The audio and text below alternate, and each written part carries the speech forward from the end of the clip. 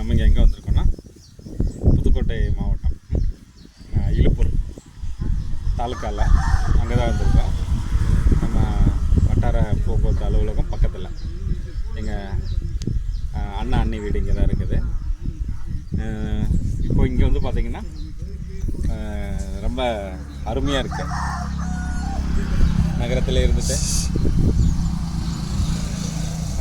நகரத்தில் இருந்துட்டு இங்கே வரப்போ ஒரு கிராமத்தை சுற்றி அருமையான காற்று, சுற்றுச்சூழல், பசுமையான இது